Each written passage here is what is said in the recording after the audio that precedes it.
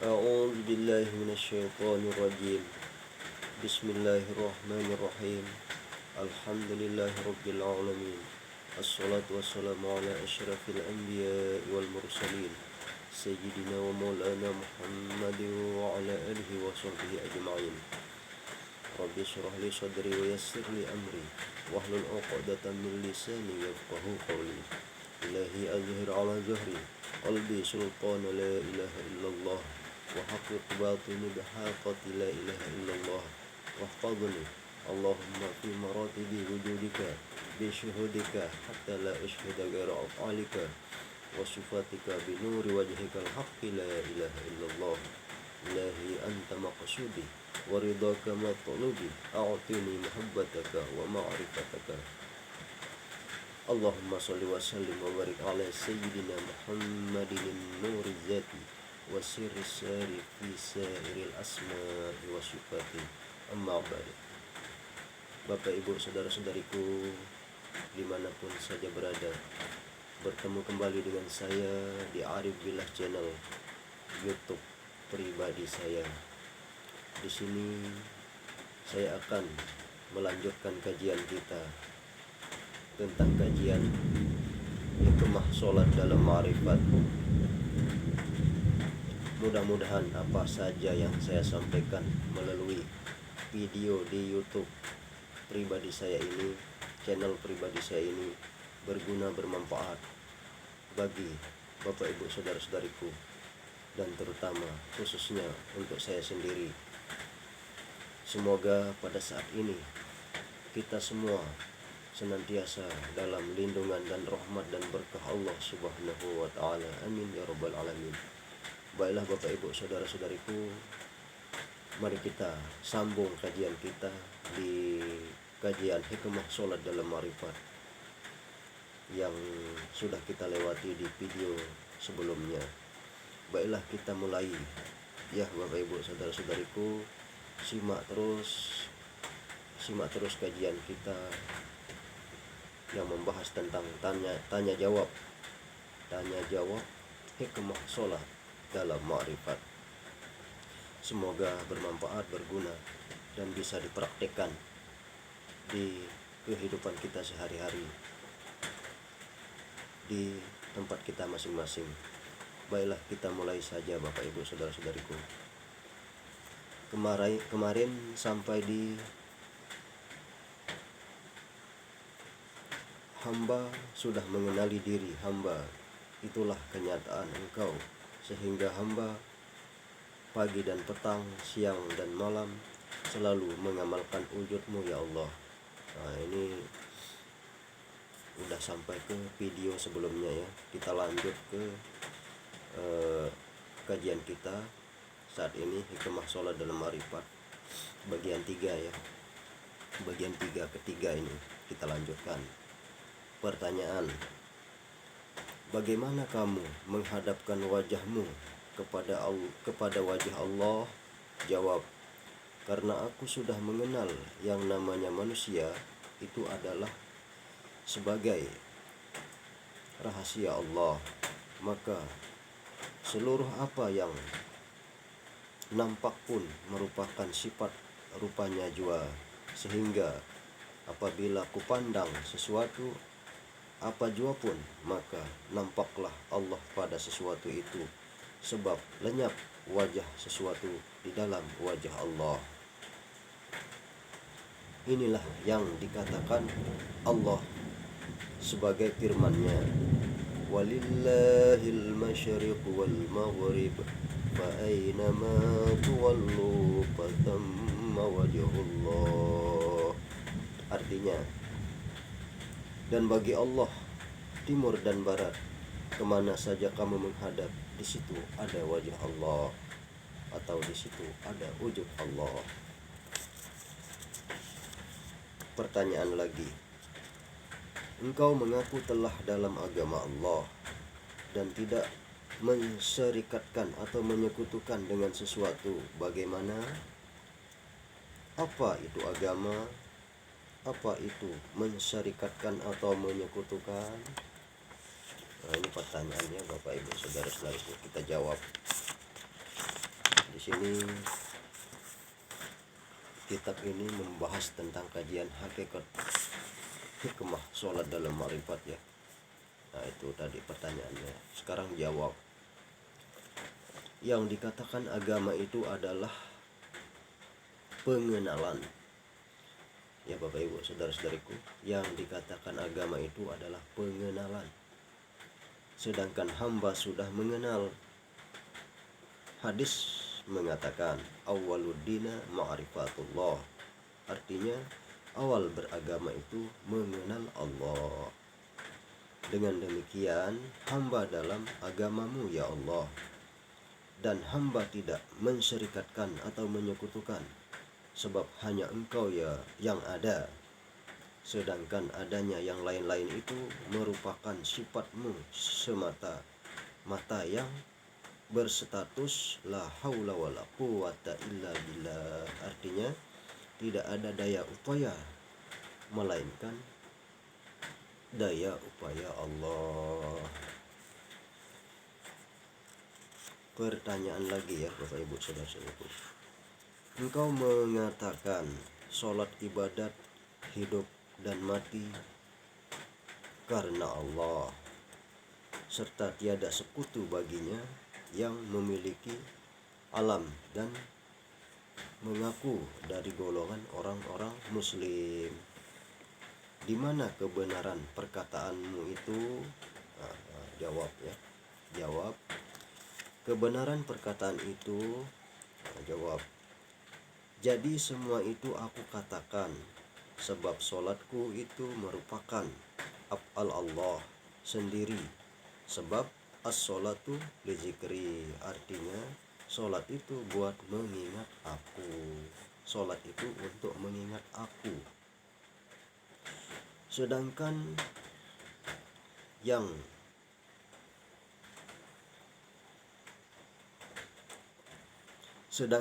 sanggup mengingat Allah hanya Allah sendiri pada hakikatnya. Dalil mengatakan la yazkurullah illallah, artinya tidak ada yang bisa mengingat Allah selain Allah juga yang bisa mengingat Allah. Ya Bapak Ibu saudara-saudariku. Jadi Bapak Ibu saudara-saudariku ya, di dalam kelakuan sholat itu zahir batin, baik secara qalbi qauli fi'linya, itu semata-mata af'al Allah ya Bapak Ibu saudara-saudaraku. Kalau kita sudah mengkaji kitab ini, sudah memahami kitab ini, jadi bukan kita lagi yang sholat ya Bapak Ibu saudara-saudaraku. Bukan kita lagi yang sholat. Kita hanya semata-mata kenyataan kelakuan Allah semata-mata ya. Baik, kita lanjut ke pertanyaan. Ibadahku karena Allah, sebab kalau tidak qudrat iradat Allah, sesuatu tidak dapat berlaku, sebagaimana dalil mengatakan la tataharraku dzarratun illa biiznillah, yang artinya tidak bergerak sebesar zarrah pun melainkan atas izin Allah. Jadi gerak sebesar biji zarrah pun, gerakan itu tidak akan bisa bergerak kecuali atas izin Allah. Itu maksudnya ya Bapak Ibu Saudara. La maujudun bihaqqi illallah, artinya tidak ada yang maujud yang sebenar-benarnya melainkan hanya wujud Allah di alam semesta sekalian alam ini ya, termasuk diri kita. Langsung ke pertanyaannya Bapak Ibu saudaraku. Matiku karena Allah, sebab setelah aku kenal adanya diriku yang mana dari awal, akhir, zahir dan batin, tiada ada punya hak hakiki, hanya punya hak amanah saja. Sebagaimana firman Allah, huwal awwalu wal akhiru wal zahiru wal batinu, yang artinya dia yang awal tidak berpemulaan, dia yang awal tidak berpemulaan atau tidak ada permulaan ya. Allah itu berawal, tidak ada permulaannya. Dia yang awal tidak ada permulaannya, dan dia yang akhir tidak ada kesudahannya. dan dia yang zahir tiada yang sama, dan dia yang batin tidak ada yang mengetahuinya. Inilah yang dikatakan lenyap diriku di dalam dirinya, sebagaimana sabda Rasulullah Shallallahu Alaihi Wasallam, man arafa nafsahu faqad arafa rabbahu, wa man arafa rabbahu fasadul jasadu, yang artinya barang siapa mengenal dirinya maka dia akan mengenal Tuhannya, dan barang siapa yang sudah mengenal Tuhannya maka lenyaplah ia daripada dirinya. Akuannya maksudnya ya Bapak Ibu, lenyap, akuan dirinya lenyap. Jadi akuan itu semata-mata akuannya Allah ya. Maka di dalam Al-Quran itu ada dikatakan la ilaha illa ana, tidak ada Tuhan kecuali aku, maksudnya. Itulah maksudnya. Di dalam Quran itu ada ayat yang mengatakan la ilaha illa ana fa'budni, tidak ada Tuhan kecuali aku, maka sembahlah aku. Nah, persoalannya itu aku itu siapa ya Bapak Ibu saudara-saudariku. Aku itulah yang harus kita kaji, harus kita dalami makna aku yang sebenarnya aku. Baiklah Bapak Ibu saudara-saudariku, dia yang awal tidak ada permulaan, dia yang akhir tidak ada kesudahan, dia yang zahir tidak ada yang sama, dan dia yang batin tidak ada yang mengetahui. Maksudnya ya Bapak Ibu saudara-saudariku, dia yang awal tidak ada permulaan ini, dia itu ada dengan sendirinya, tidak ada permulaannya, memang ada semenjak belum ada apa-apa dia sudah ada ya. Jadi awal, makanya di dalam akuan dan pengakuan itu dikatakan awal itu sifatku, kata Allah ya. Aku yang awal sifatku, aku yang akhir asmaku, aku yang zahir af'alku, aku yang batin zatku. Itu kata Allah di dalam akuan dan pengakuan. Itu bagi Allah. Sedangkan bagi Muhammad, nurani itu sifatku, rohani itu asmaku, kata Nur ya, pengakuan Nur. Muhammad, pengakuan Nur Muhammad ya. Muhammad yang awal itu Nur, nurani. Muhammad yang akhir rohani. Muhammad yang zahir insani. Muhammad yang batin robbani. Nah, itu dalam kajian akuan dan pengakuan. Baiklah, kita lanjut ke pertanyaan berikutnya.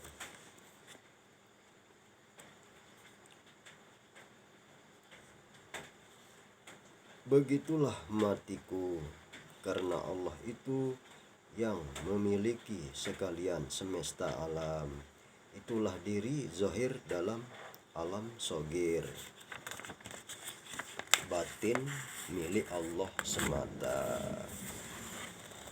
Bapak Ibu saudara-saudariku ya, kalau suaranya kurang jelas harap maklum ya, karena di sini dalam keadaan hujan ya.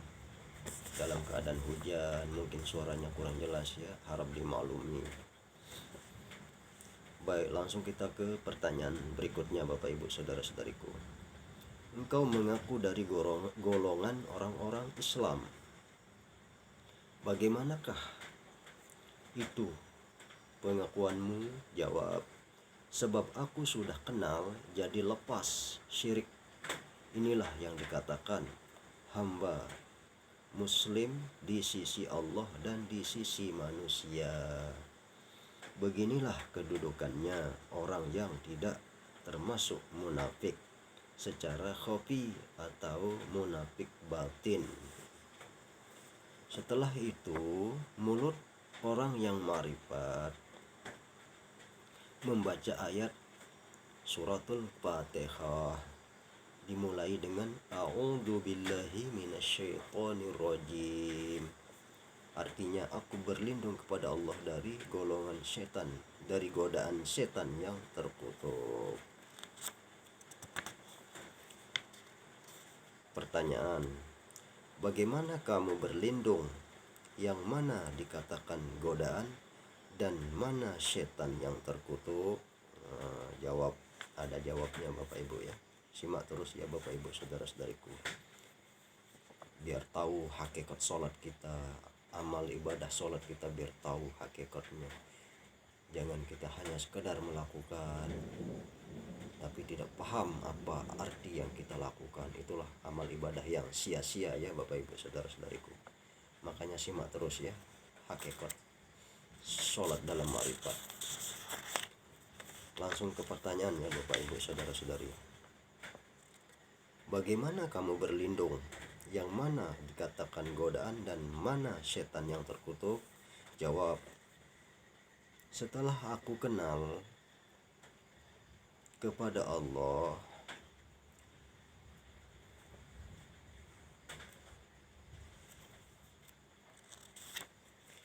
maka yang namanya aku pada hakikatnya sudah tidak ada lagi, sedangkan yang ada ini adalah sifat rupanya, sehingga nampaklah Allah. Dan yang dikatakan godaan itulah akuan seseorang yang belum kenal dengan hakikat dirinya. Maka rasa akuan itulah selalu menggoda, seperti lihat Allah diakuinya seperti lihatnya sendiri. Dan mana setan yang terkutuk? Ini dia, ini Bapak Ibu ya. Hakikat setan yang terkutuk itu bukan setan di luar diri ya, tapi setan di dalam diri kita sendiri ya Bapak Ibu saudara-saudara. Maka ini lebih berbahaya kalau kita tidak paham hakikat setan yang terkutuk di dalam diri kita sendiri. Kalau setan terkutuk di luar diri kita sendiri, terserah mau terkutuk mau enggak, itu urusan dia. Yang penting kita mengetahui hakikat setan yang terkutuk di dalam diri kita, karena diri kita inilah yang patut kita selamatkan ya Bapak Ibu saudara-saudariku. Mana setan yang terkutuk? Itulah akuan tadi, sebab engkau mengakui kenyataan wujud Allah. Itu dia. Jadi setan yang terkutuk itu orang yang belum kenal diri ya Bapak Ibu saudara-saudari, karena apapun yang dialaminya, baik zahir ataupun batin, atau apapun yang kenyataan di dalam dirinya itu, lahir ataupun batin, itu diakuinya semua, mutlak diakuinya. Tidak pernah dia menyadari bahwa itu hanya yang sebenar-benarnya punya Allah. Sudah jelas tadi kan di ayat sebelumnya, wal awalu wal akhiru wal zahiru wal batinu. Allah yang awal, Allah yang akhir, Allah yang zahir, Allah yang batin. Jadi punya Allah semuanya. Kita ini hanya kenyataan saja, sekedar kenyataan bukti kenyataannya. Makanya agama itu adalah mengenal. Agama itu adalah untuk mengenal Allah. Adanya perintah-perintah dalam hukum agama itu untuk mengenal, untuk mengetahui, untuk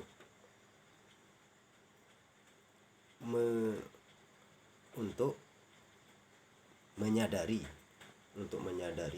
bahwa yang sebenar-benarnya yang ada itu hanya Allah. Kita ini hanya sekedar kenyataan wujudnya semata-mata, cuman kita tidak menyadarinya karena kita belum mempelajarinya. Makanya itulah yang diajarkan oleh para nabi, para rasul, para wali, para aulia. Makanya kita wajib berguru, wajib menuntut ilmu. Jangan beramal tanpa ilmu, itulah kebodohan, kesesatan. Beramal tanpa ilmu itu sesat.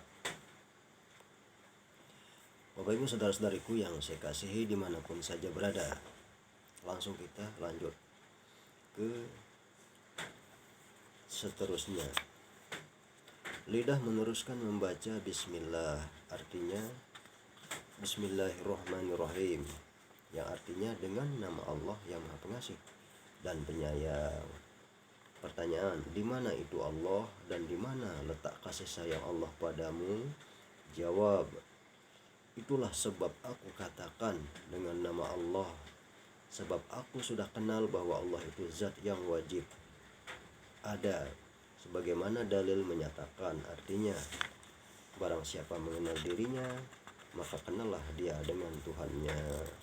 Inilah hamba sudah kenal bahwa Allah itu maujud.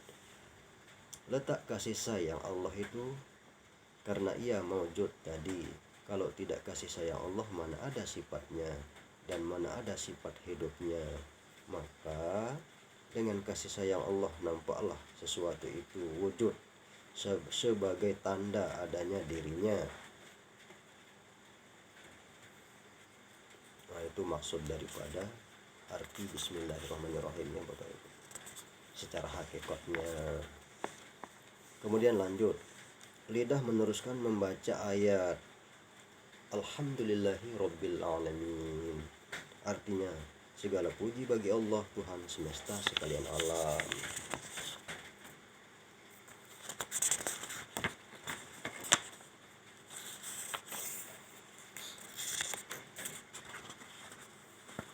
Pertanyaan, di mana puji bagi Allah?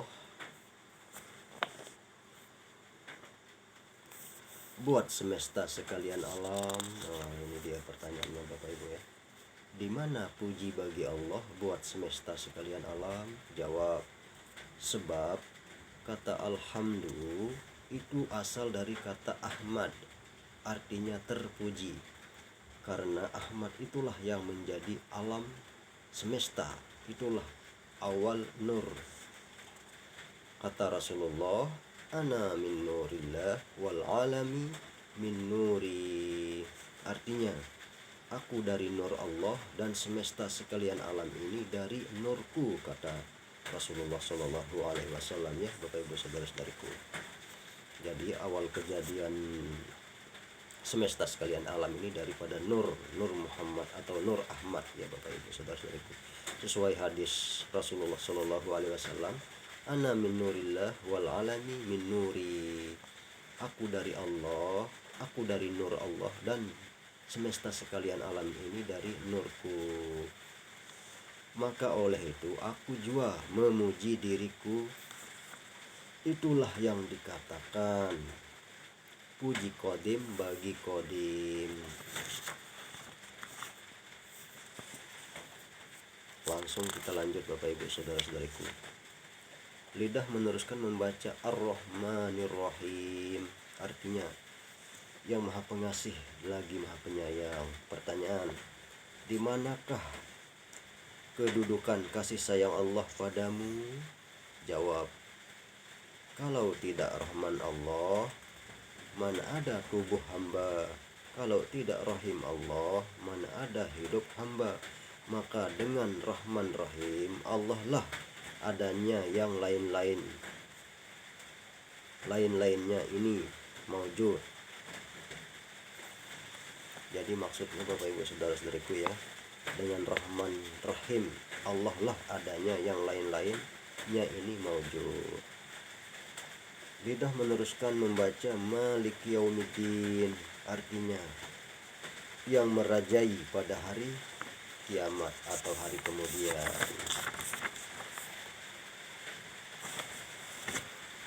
Pertanyaan, mana yang dikatakan raja dan yang mana yang dikatakan kiamat atau hari kemudian, sedangkan kita masih dalam keadaan utuh dan segar bugar?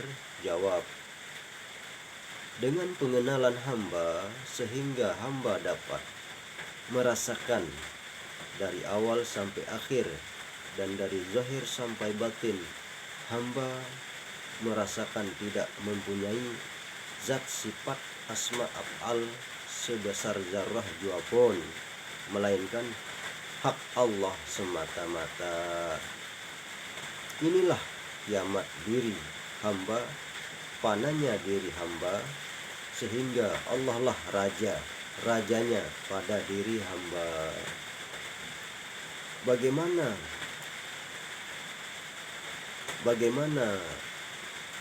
lihat hamba, Allah lah rajanya. Itulah yang dikatakan basar Allah dan sifat-sifat yang lainnya. Sampai adanya hamba, itulah wujud Allah. Lenyaplah hamba, Allah lah yang ada. Itulah maksudnya ya, dari arti hakikatnya ya Bapak Ibu saudara-saudariku. Al-Fatihah, suratul Al-Fatihah, barisan ayat per ayat dari Al-Fatihah itu mempunyai makna tersendiri secara hakikatnya. Simak terus ya Bapak Ibu saudara-saudariku, biar ngerti, biar paham. Lanjut ya Bapak Ibu saudara-saudari. Lidah meneruskan membaca iyyaka na'budu wa iyyaka nasta'in. Artinya, kepada Engkau aku menyembah dan kepada Engkau pula aku memohon pertolongan. Pertanyaan: bagaimana engkau menyembah dan bagaimana engkau memohon pertolongan? Jawab: dengan kenalnya diri hamba, maka hamba menyembah itu adalah mengamalkan sembah Allah, sehingga tolong Allah lah yang ada pada diri hamba.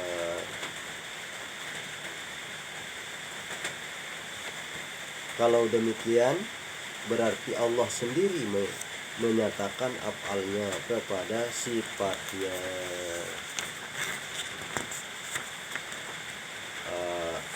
Mohon maaf ya Bapak Ibu saudara-saudariku, ini hujan masih ada ya, masih suasana hujan di sini ya. Jadi harap maklum kalau suaranya kurang jelas nanti ya, harap dimaklumi. Langsung lanjut ya Bapak Ibu saudara-saudariku. Maka dari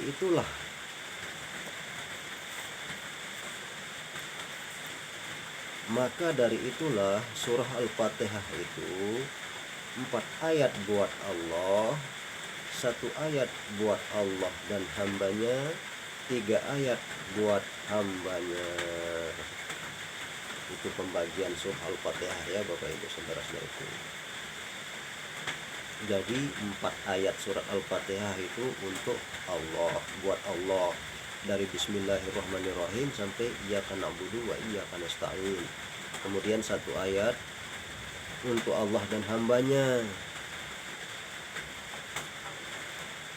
untuk Allah dan hambanya, yaitu Iyyaka na'budu wa iyyaka nasta'in, 1 ayat yaitu ya. Yang pertama tadi 4 ayat untuk Allah, mulai dari Bismillahirrahmanirrahim, Alhamdulillahirabbil alamin, Arrahmanirrahim, Malik yaumiddin, 4 ayat untuk Allah. Kemudian 1 ayat untuk Allah dan hambanya, yaitu Iyyaka na'budu wa iyyaka nasta'in. Kemudian 3 ayat untuk hambanya, yaitu mulai dari ihdinas siratal mustaqim, siratal ladzina an'amta 'alaihim ghairil maghdubi 'alaihim waladdallin, amin. Jadi kalau kita kaji dari pembagian ini, maka jumlahnya Al-Fatihah itu sebenarnya 8 ayat ya, dengan aminnya. Kalau aminnya tidak ikut berarti 7 ayat, dari Bismillah sampai waladdallin itu 7 ayat. Nah, oleh karena aminnya masuk di sini, maka jumlahnya jadi 8 ayat ya. Amin itu 8 ayat jadinya.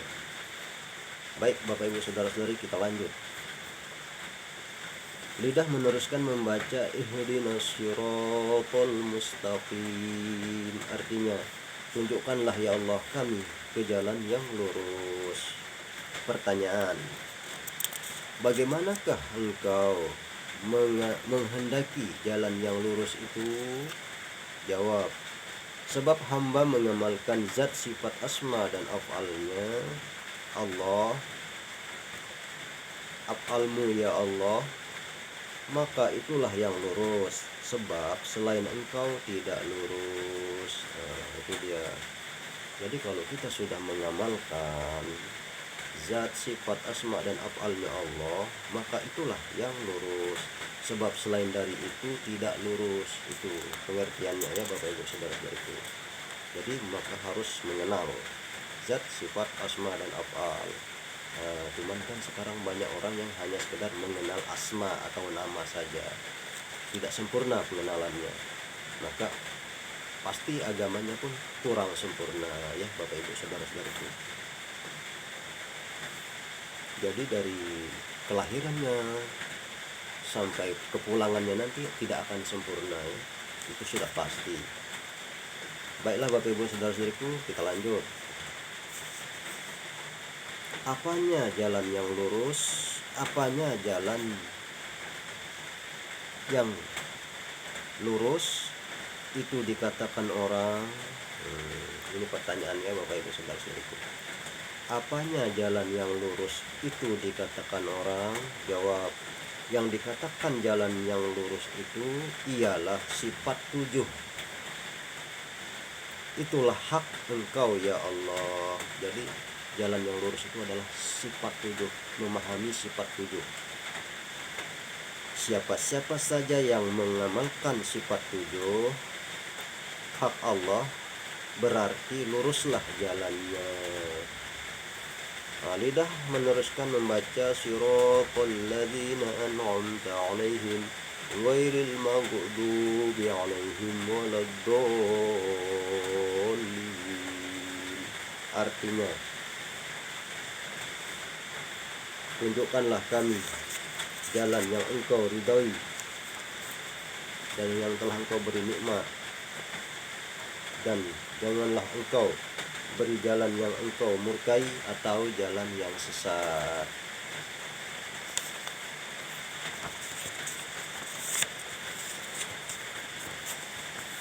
Pertanyaannya Bapak Ibu saudara-saudari, bagaimana engkau menghendaki nikmat? Jawab, sebab hamba mengamalkan zat sifat asma af'al Engkau, dan hamba mengamalkan kelanjutan titik. Ini dia rahasia titik ya.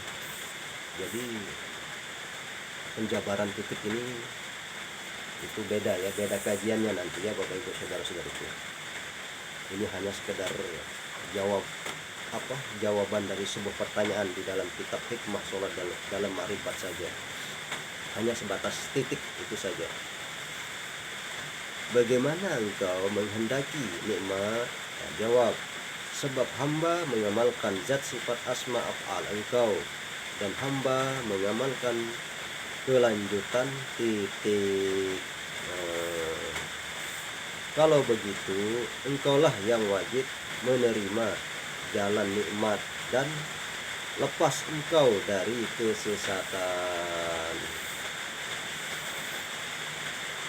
Lidah meneruskan membaca amin, artinya perkenankanlah ya Allah, perkenankanlah artinya ya, amin ya Allah, perkenankanlah maksudnya ya.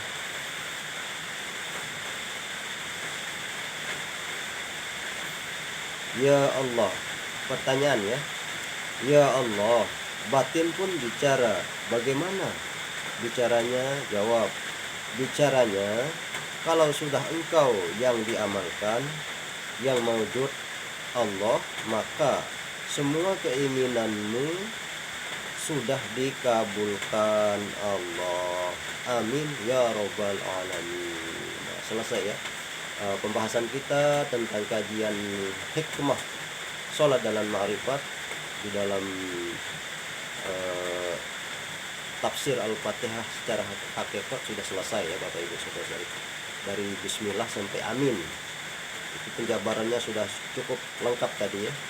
Jadi mudah-mudahan bermanfaat apa yang saya sampaikan melalui Arif Billah channel di YouTube pribadi saya ini ya Bapak Ibu saudara-saudariku. Simak terus kajian kita di Arif Billah channel. Insya Allah nanti kita akan lanjut lagi di bagian keempatnya ya. Ini bagian ketiga sudah ya, di dalam kajian hikmah sholat dalam ma'rifat. Jadi kita akhiri dulu sampai di sini ya. Sampai di mana tadi? Tentang pertanyaan ya Allah, batin pun bicara, bagaimana bicaranya? Jawab, bicaranya adalah kalau sudah engkau yang diamalkan, yang maujud Allah, maka semua keinginanmu itulah yang dikabulkan Allah. Amin ya robbal alamin. Bapak Ibu saudara-saudariku, sampai di sini dulu perjumpaan kita melalui Arif Billah channel YouTube video pribadi saya ya. Simak terus kajiannya, jangan lupa dukung terus channel saya ini. Semoga berkembang, semoga kita terus dapat mengkaji secara kontinu, secara berkelanjutan kajian kita di dalam hakikat dan makrifat. Mudah-mudahan bermanfaat apa yang saya sampaikan. Akhirul kalam dari saya, usikum wa nafsi bitaqwallah, wabillahi taufiq wal hidayah. Wassalamualaikum warahmatullahi wabarakatuh.